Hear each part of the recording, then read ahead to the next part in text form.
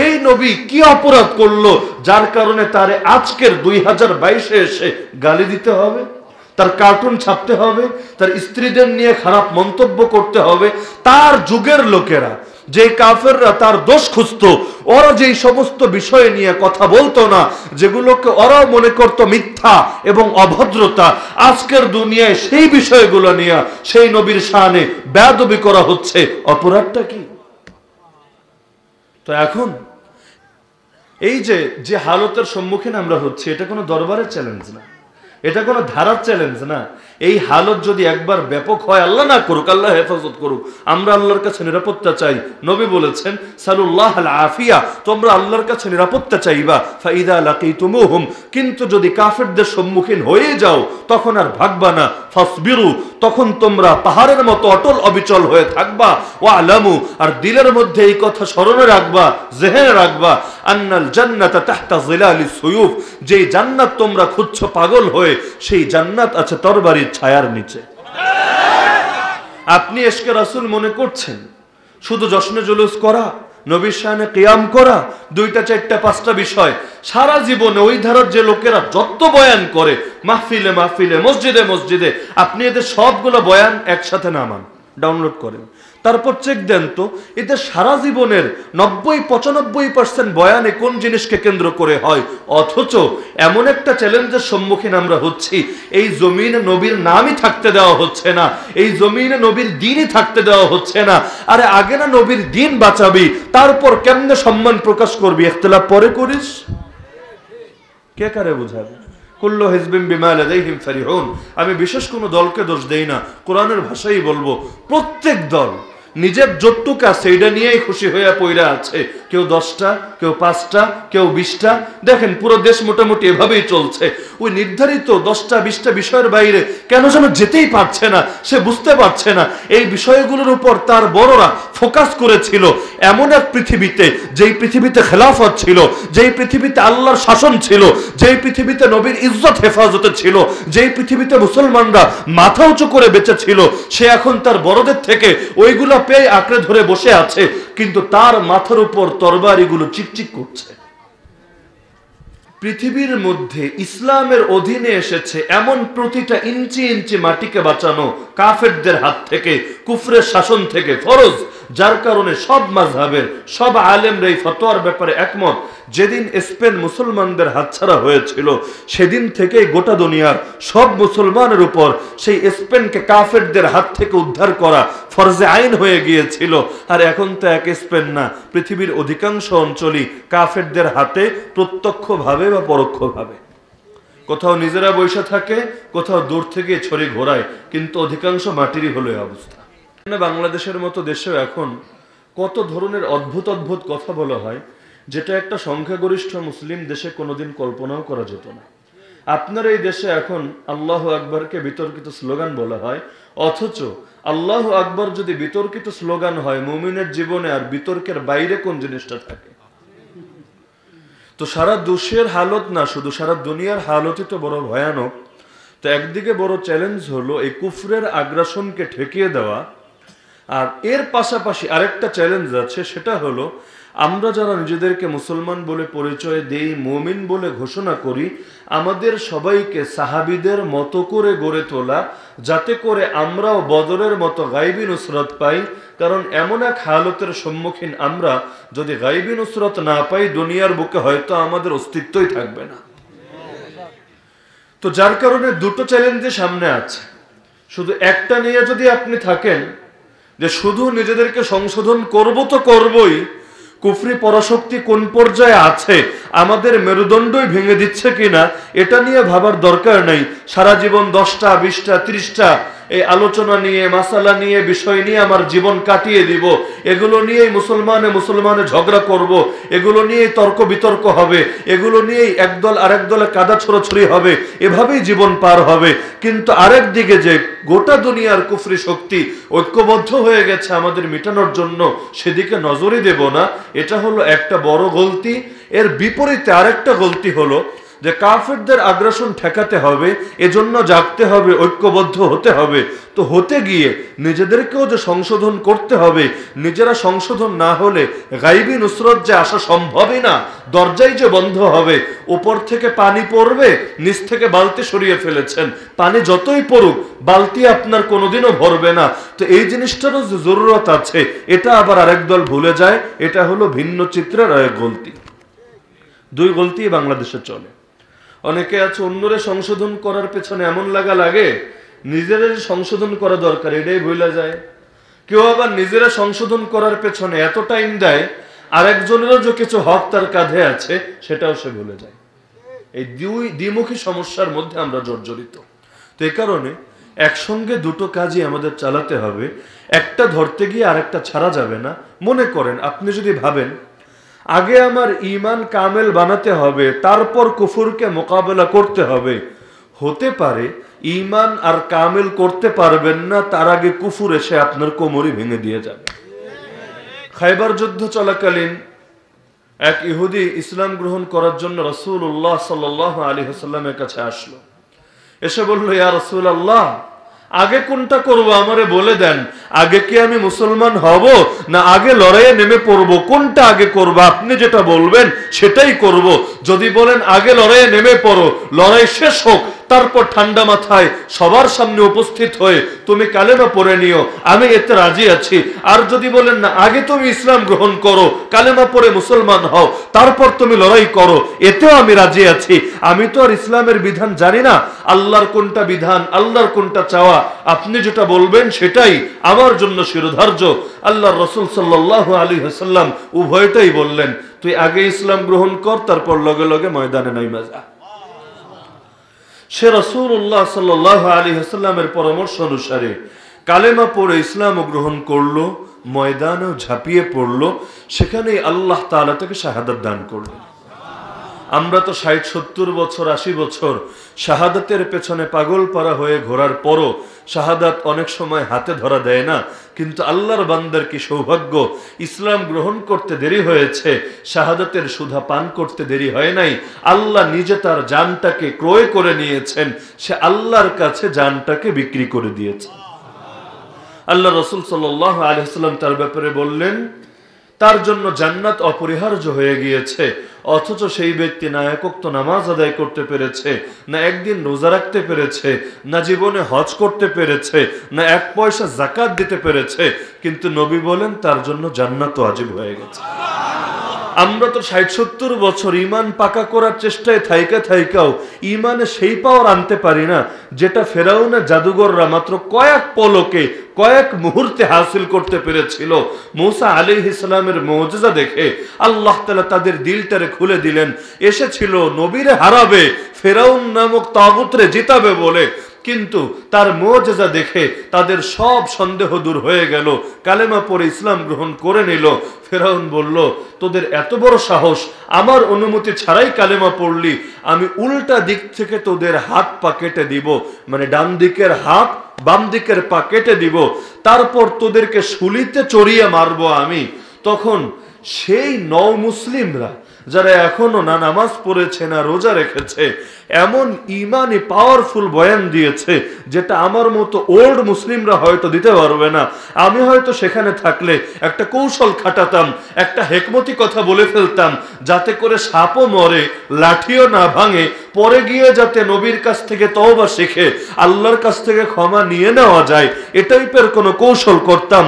কিন্তু সে স্পষ্ট বলে দিল, একজন না, যত জাদুঘর সেখানে ছিল, আল্লাহ যাদেরকে ঈমানের দৌলত দিয়েছেন, স্পষ্ট বলে ফেললো, ফেরাউন খালি হাত কাটবি পা কাটবি এতটুকুর দরকার নেই, যা মনে চায় তা কর, ফাকদি মা আনতা কাদ, যেভাবে ইচ্ছা সেভাবে বিচার কর, সেভাবে শাস্তি দে। শোন, ইন্নামা তাকদি হাযিহিল হায়াতাদ দুনিয়া, তোর দৌড় কতটুকু আমরা কি জানি না? তুই তো শুধু দুনিয়ার বিচারই করতে পারবি, আখিরাতের বিচার তো আর তোর হাতে নাই। তুই যদি দুনিয়া আমাদের বিচার করস কি হইব জানো? এমনি তো আল্লাহর কাছে যাইতে হয়তো অনেক দেরি লাগবে, কিন্তু তুই যদি আমগোর বিচার করস, ইন্না ইলা রাব্বিনা লামুনকালিবুন, তোর মারতে দেরি হবে, আমাদের রবের সঙ্গে সাক্ষাৎ করতে দেরি হবে না। মান আহাব্বা লিকা আল্লাহ আহাব্বাল্লাহু লিকাআহু, হাদিসে আছে যে আল্লাহর সঙ্গে সাক্ষাৎ করতে ভালোবাসে, আল্লাহ তার সঙ্গে সাক্ষাৎ করতে ভালোবাসে। ওমান কারিহা লিকা আল্লাহি কারিহাল্লাহু লিকাআহু, আর যে আল্লাহর সঙ্গে সাক্ষাৎ করতে অপছন্দ করে, আল্লাহ তার চেহারাটা দেখতে অপছন্দ করে। মৃত্যু যন্ত্রণা যখন শুরু হয়, আপনি দুই ধরনের মানুষই দেখবেন। এক ধরনের মানুষ যাদের উপর ঈমান প্রবল, মৃত্যুর সময়ও দেখবেন তারা ছটফট করবে না, বরং ঈমানের কথাগুলো বলবে, মুখ দিয়ে কালেমা পড়বে, আল্লাহকে স্মরণ করবে, উত্তম উপদেশ দিবে, জিকির করবে, তেলাওয়াত করবে, আল্লাহর সঙ্গে কেমনে সাক্ষাৎ করবে, কেমনে মিলিত হবে, এই ফিকিরে থাকবে। এই হলো এক শ্রেণী, সে আল্লাহর সঙ্গে সাক্ষাৎ করতে ভালোবাসে।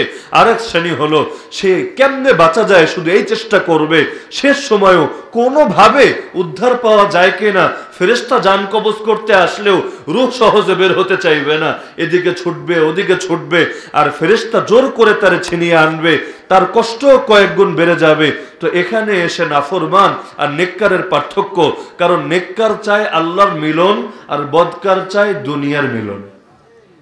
আল্লাহ তাআলা ঈমানের পরীক্ষার জন্যই মানদণ্ড এটা বানিয়েছেন। ইহুদিরা তারা বলতো আমরা আল্লাহর পুত্র, নাউযুবিল্লাহ, এবং তার প্রিয় পাত্র। আল্লাহ তাআলা কোরআনে তাদেরকে বললেন, নবী জাস্ট একটা বাক্য বলে দেন, ফাতামান্নাউল মাউতা ইন কুনতুম সাদিকিন, বাস্তবে যদি নিজেদের দাবিতে সত্যবাদী হও, পারলে মৃত্যু তামান্না করো দেখি। যদি মৃত্যুর তামান্না নিয়ে ঘুরতে পারো, তাহলে বুঝবা আসলেই তোমরা তোমাদের দাবিতে সত্যবাদী। কারণ যদি আল্লাহর প্রিয় হও, প্রিয় তো প্রিয়জনের সঙ্গেই মিলিত হতে চায়, তার থেকে দূরে থাকতে চায় না। আপনি যদি দেশের বাইরেও যান কোনো কাজে, টাকা কামানোর স্বার্থে, দিল কিন্তু দেশেই পড়ে থাকবে। কবে আসবেন বাবার কাছে, কবে মায়ের কোলে ফিরে আসবেন, কবে স্ত্রীর চেহারা দেখবেন, কবে বাচ্চাদেরকে কোলে নিয়ে আদর করবেন, এজন্য দিলটা পাগল পারা হয়ে থাকবে। আসলেন তো জান্নাত থেকে, জান্নাত তো ছিল আসল বাড়ি, দুনিয়া তো কয়েকদিনের থাকার ঘর মাত্র। কুম ফিদ দুনিয়া কান্নাকা গারিবুন আও আবিরু সাবিল, দুনিয়াতে আমরা হয়তো মুসাফির, না হলে পথচারী। মুসাফির সেও তো থাকার জন্য কোনো একটা জায়গা বেছে নাই, 2 দিন 4 দিন 5 দিন 10 দিন থাকে। পথচারী যে, পথ অতিক্রমকারী যে, সে তো খালি পথে চলে, তার তো আর কোনো দিকে নজরই নাই। তার নজর হলো গাড়ি এসে আবার চাপা দিয়ে যায় না তো, কোনো কিছুর দ্বারা আমার পথ চলা আবার নষ্ট এবং লঙ্ঘিত হয় না তো। তা আল্লাহর রাসূল বলেন, মুমিনের 2টা শান। সাধারণ মুমিন যারা, তারা দুনিয়ায় থাকে মুসাফিরের মতো, ঘরে দিল লাগায় না, বাড়িতে দিল লাগায় না, বিবি বাচ্চায় দিল লাগায় না, দোকানপাটে দিল লাগায় না, কারণ দিল তো পড়ে আছে আসল বাড়িতে। মুমিনের আসল বাড়ি কোনটা? সন্দেহ আছে নাকি কারো? মুমিনের আসল বাড়ি জান্নাত। আপনি নিজে থাকেন বা না থাকেন, আপনার আব্বা থেকেছেন, আপনার আম্মা থেকেছেন। আপনার আব্বাকে, হ্যাঁ ভুলে গেছে সবাই, বান্দর। ওই যে ডারউইনের বিবর্তন মতবাদ শিখায় আজকাল স্কুল কলেজে, কয়েকদিন পর জিগাইলে জবাবই দিব, আপনার আদি পিতাকে, কইব বান্দর। তাই তুই হইলি কেমনে বান্দর থেকে? কইব বান্দরের লেজটা বইরা গেছে, পরে ধীরে ধীরে একটু লম্বা হয়েছে, পশমগুলা ঝইরা গেছে, চেহারার মধ্যে একটু পরিবর্তন আসছে, ব্যাস বান্দর পাইল্ডা পাইল্ডা পাইল্ডা বান্দর থেকে বা শিম্পাঞ্জি থেকে বিবর্তিত হয়ে হয়ে মানুষ তৈরি হয়েছে। কয়েকদিন পর হয়তো এরকম জবাব শুনবেন আপনাদের শিক্ষিত বাচ্চা কাচ্চা থেকে। আল্লাহ হেফাজত করুন। তা আপনারা জবাব ভুলে গেলেন কে? আপনাকে আদি পিতা কেডা? আল্লাহর নবী আদম আলা নবিয়িনা ওয়া আলাইহিস সালাম। আপনারা তো নবীর সন্তান, ভুলে গেলে চলবে নাকি? আপনারা আওলাদে রাসূল না? সবাই আওলাদে নবী। আওলাদে নবীর বাইরে কে আছেন? দেহের মধ্যে নবীর রক্ত প্রবাহিত। কথাটা যদি আপনি স্মরণে রাখতে পারেন, ইনশাআল্লাহ দেখবেন ঈমানের তেজি আলাদা হবে। আপনার গায়ে শুধু আদম আলাইহিস সালামের রক্ত না, নূহ আলাইহিস সালামের রক্ত আপনার গায়ে নাই?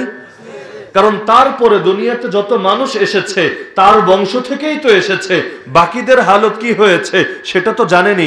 তার 3 পুত্রের দ্বারা ব্যাপকভাবে দুনিয়াতে মানুষ ছড়িয়েছে।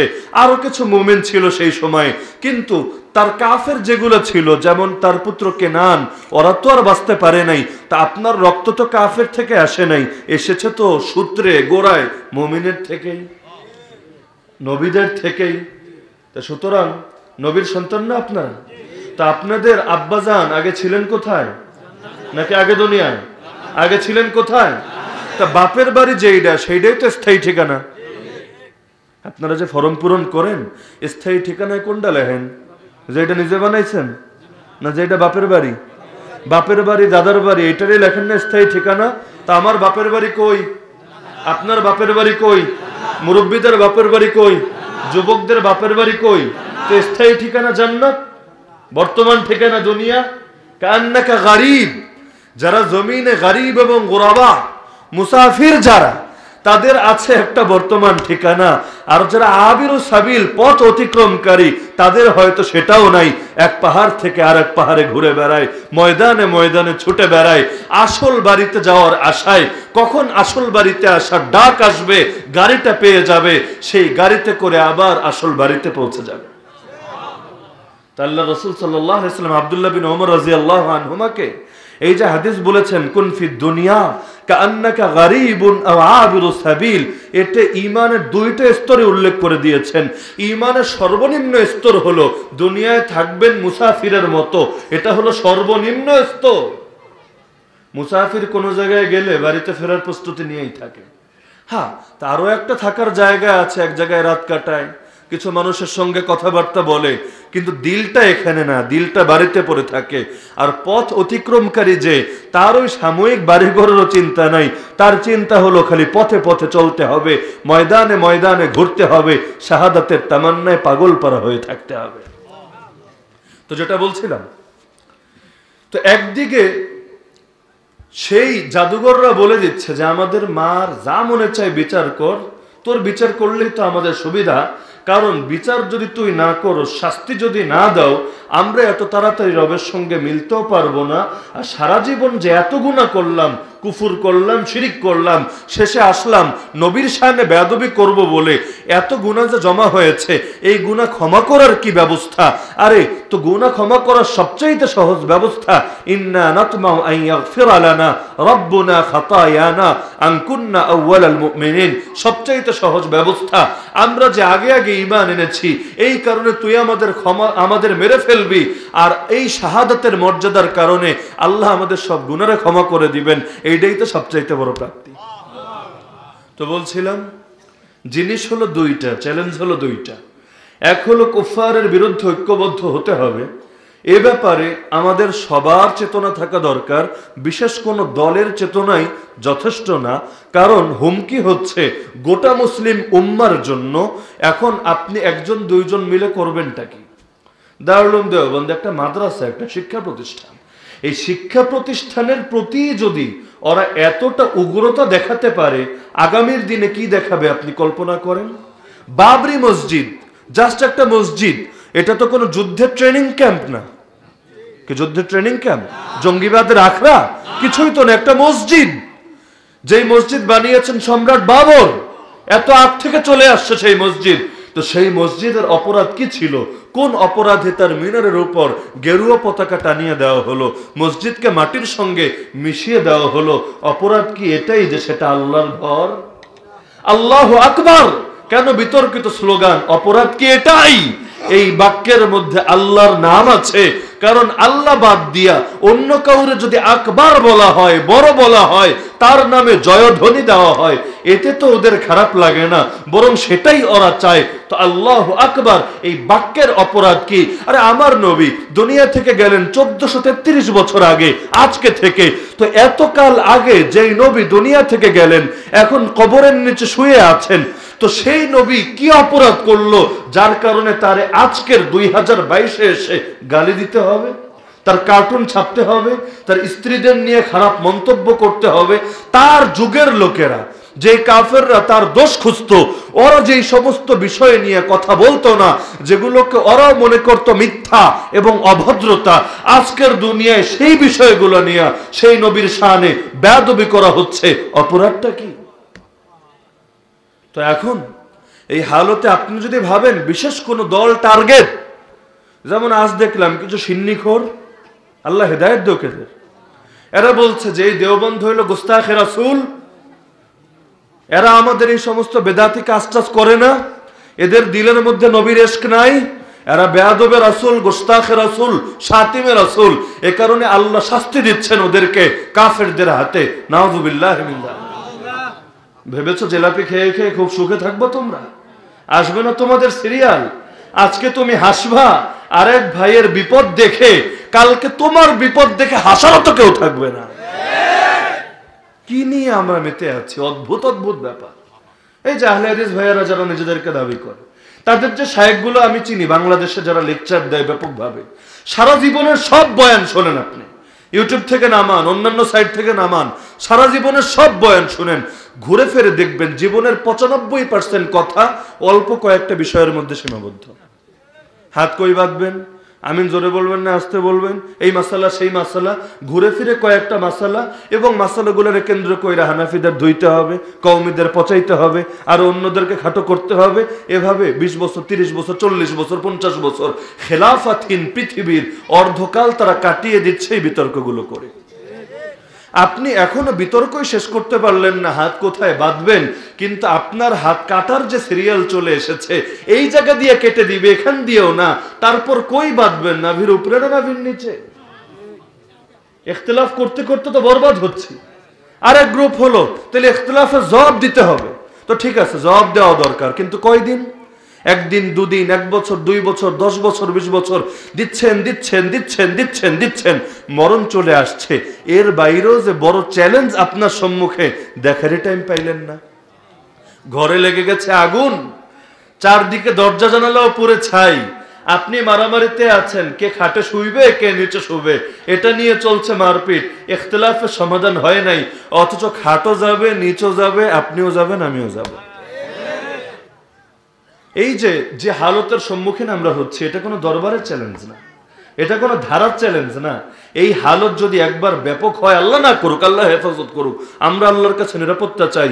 নবী বলেছেন সালুল্লাহ আল আফিয়া, তোমরা আল্লাহর কাছে নিরাপত্তা চাইবা। ফাইদা লাকিতুমুহুম, কিন্তু যদি কাফেরদের সম্মুখীন হয়ে যাও, তখন আর ভাগবা না। ফাসবিরু, তখন তোমরা পাহাড়ের মতো অটল অবিচল হয়ে থাকবা। ওয়া আলামু, আর দিলের মধ্যে এই কথা স্মরণে রাখবা, জেহেনে রাখবা, আন্নাল জান্নাতা তাহতা জিলালিস সুয়ুফ, যেই জান্নাত তোমরা খুঁজছো পাগল হয়ে, সেই জান্নাত আছে তরবারির ছায়ার নিচে। আপনি ইশকে রাসূল মনে করছেন শুধু জশ্নে জুলুস করা, নবীর শানে কিয়াম করা, 2টা 4টা 5টা বিষয়, সারা জীবনে ওই ধারার যে লোকেরা যত বয়ান করে মাহফিলে মাহফিলে, মসজিদে মসজিদে, আপনি এদের সবগুলো বয়ান একসাথে নামান, ডাউনলোড করেন, তারপর চেক দেন তো এদের সারা জীবনের 90-95% বয়ানে কোন জিনিসকে কেন্দ্র করে হয়। অথচ এমন একটা চ্যালেঞ্জের সম্মুখীন আমরা হচ্ছি, এই জমিনে নবীর নামই থাকতে দেওয়া হচ্ছে না, এই জমিনে নবীর দিনই থাকতে দেওয়া হচ্ছে না। আরে আগে না নবীর দিন বাঁচাবি, তারপর কেমনে সম্মান প্রকাশ করবি, ইখতিলাফ পরে করিস, কে কারে বুঝাবে? কুল্লু হিজবিন বিমা লাদাইহিম ফারিহুন। আমি বিশেষ কোনো দলকে দোষ দেই না, কোরআনের ভাষাই বলবো, প্রত্যেক দল নিজের যতটুকু আছে এটা নিয়েই খুশি হয়ে পইরা আছে। কেউ 10টা, কেউ 5টা, কেউ 20টা। দেখেন পুরো দেশ মোটামুটি এভাবেই চলছে। ওই নির্ধারিত 10টা 20টা বিষয়ের বাইরে কেন যেন যেতেই পারছে না, সে বুঝতে পারছে না। এই বিষয়গুলোর উপর তার বড়রা ফোকাস করেছিল এমন এক পৃথিবীতে, যেই পৃথিবীতে খেলাফত ছিল, যেই পৃথিবীতে আল্লাহর শাসন ছিল, যেই পৃথিবীতে নবীর ইজ্জত হেফাজতে ছিল, যেই পৃথিবীতে মুসলমানরা মাথা উঁচু করে বেঁচে ছিল, সে এখন তার বড়দের থেকে ওইগুলো পেয়ে আঁকড়ে ধরে বসে আছে, কিন্তু তার মাথার উপর তরবারিগুলো চিকচিক করছে। তো কে ভাববে এগুলো নিয়ে? তো একদিকে ব্যস্ত নিজেদের নিয়ে, বাহির নিয়ে ভাবার সুযোগ নাই, এক সমস্যা। আর এক সমস্যা, আল্লাহর কিছু বান্দা যারা একটু সচেতন, ফিতনার মোকাবেলা করতে চায়, এরা অনেক সময় আবার নিজেদেরকে ভুলে যায়। সারাদিন এই মেহনত, কিভাবে উম্মতকে জাগানো যায়, কিভাবে উম্মতের ভেতরে সহি ঈমানকে জাগ্রত করা যায়, রাতের বেলা এসে দরজা জানালা লাগিয়ে নিজেই এমন গুনাহ করছে, যেই গুনাহ করলে আল্লাহর সাহায্য আর থাকবে না, আল্লাহর সাহায্য উঠে যাবে। তো এই কারণে নিজেরাও ভোলা ঠিক না, ইসলামরেও ভোলা ঠিক না, দুইটার মধ্যে ব্যালেন্স করে চলতে হবে। পারবো না ইনশাআল্লাহ? কারণ মনে রাখবেন, আপনি যদি চান আগে ঈমান কামেল করবেন, তারপর কাফেরের মোকাবেলা করবেন, আপনি ভালো করে মাথায় বসায় নেন, আল্লাহর জমিনে ফরজ বিধান বাদ দিয়া কখনো ঈমান কামেল করা যায় না। কাফেরদের আগ্রাসন প্রতিহত করা ফরজ। পৃথিবীর মধ্যে ইসলামের অধীনে এসেছে এমন প্রতিটা ইঞ্চি ইঞ্চি মাটিকে বাঁচানো কাফেরদের হাত থেকে, কুফরের শাসন থেকে ফরজ। যার কারণে সব মাযহাবের সব আলেমরা এই ফতোয়ার ব্যাপারে একমত। যেদিন স্পেন মুসলমানদের হাতছাড়া হয়েছিল সেদিন থেকেই গোটা দুনিয়ার সব মুসলমানের উপর সেই স্পেনকে কাফেরদের হাত থেকে উদ্ধার করা ফরজে আইন হয়ে গিয়েছিল। আর এখন তো এক স্পেন না, পৃথিবীর অধিকাংশ অঞ্চলই কাফেরদের হাতে প্রত্যক্ষভাবে বা পরোক্ষভাবে। কোথাও নিজেরা বৈশা থাকে, কোথাও দূর থেকে ছড়ি ঘোরায়, কিন্তু অধিকাংশ মাটিরই হলো এই অবস্থা। আর সংক্ষিপ্ত এই কথাটাই বলে যাই যে নিজেদের সংশোধনের ব্যাপারেও প্রত্যেকে উদ্যোগী হন, নিজের জায়গা থেকে উদ্যোগী হন।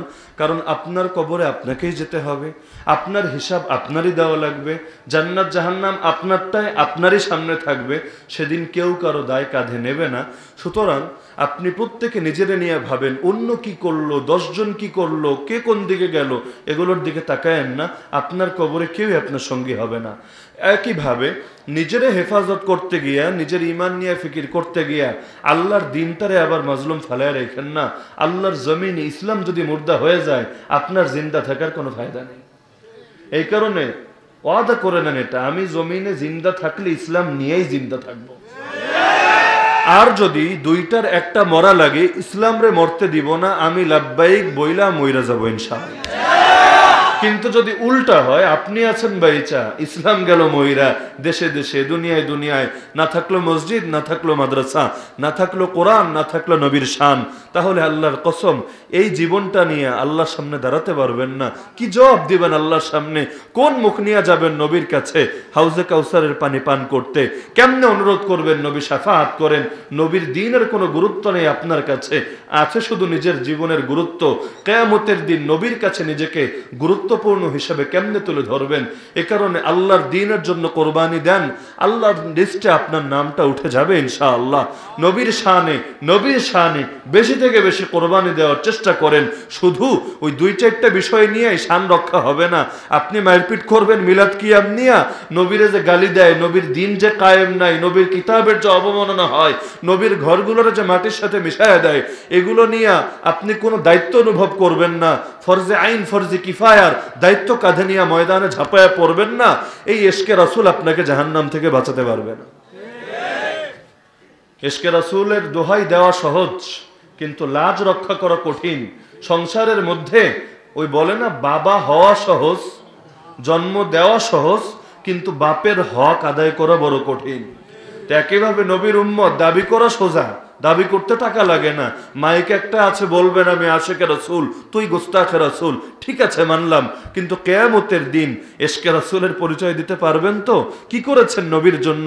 হুসাইনরা তো জান কোরবান করে দিয়েছেন, দেন নাই? হুসাইনরা জান কোরবান করে দিলেন কি জন্য? যুগের ইয়াজিদদের হাত থেকে খেলাফতকে সহি মানহাজে রাখার জন্যই তো। আপনার জীবনে খেলাফতের কি দাম আছে?